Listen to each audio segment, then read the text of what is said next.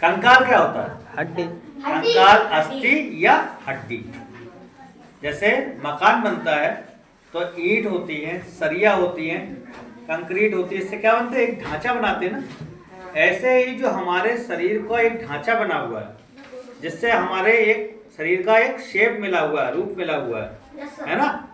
कंकाल से क्या मिलता है? हमें मजबूती मिलती है। अगर हमारे शरीर की हड्डी निकाल दी जाए तो हमारा शरीर कैसा होगा? एक गोल पिंड की तरह हो जाएगा, है मांस का लोथड़ा, छोड़ोगे ऐसे रबड़ की तरह गिर जाएगा, है ना। तो हड्डियों से हमें मजबूती मिलती है और एक स्वरूप मिलता है, एक रूप मिलता है। अगर हड्डी नहीं होगी तो क्या होगा? हमें कोई रूप मिलेगा?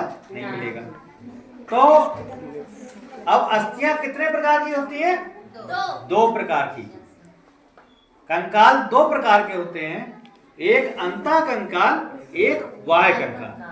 अब हम लोगों ने मानव शरीर की हड्डियों का तो ढांचा देखा है, स्केलेटन होता है ना, पूरा खोपड़ी से लेकर पैर तक कितनी हड्डियां होती हैं? 206। लेकिन एक तो त्वचा के अंदर कंकाल पाया जाता है और कुछ कंकाल त्वचा के बाहर भी होता है। अच्छा, शरीर के बाहर भी हड्डी होती है, पता है? नहीं। देखो बताते हैं। ये जो बाल हैं ये भी किस में आते हैं? हड्डी में, कंकाल में आते हैं। नाखून भी कंकाल में, और जानवरों के सींग हैं, खुर हैं, पैर के ऊपर खुर होते हैं, ये सब भी कंकाल में आते हैं। जो स्किन के अंदर, त्वचा के अंदर है वो अंतः कंकाल, और त्वचा के बाहर है वो बाह्य कंकाल। ठीक है। अब कंकाल कितने प्रकार के हुए? दो प्रकार के, एक त्वचा के अंदर, एक त्वचा के बाहर।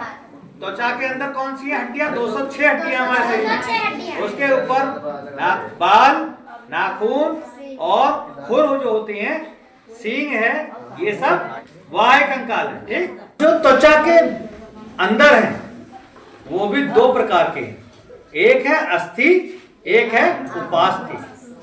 अब अस्थियां कौन सी हैं?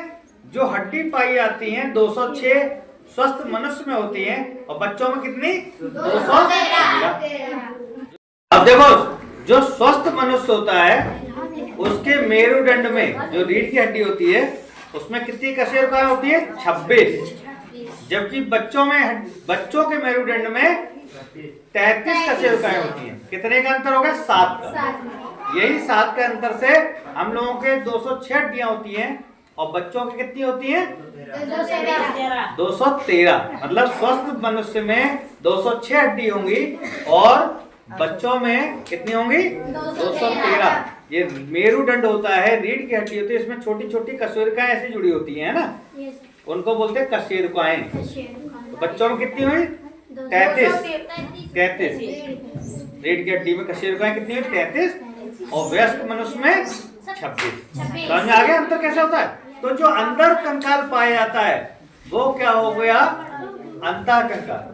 अब जो हड्डियां हैं उनको क्या बोलेंगे हम? अस्थियां।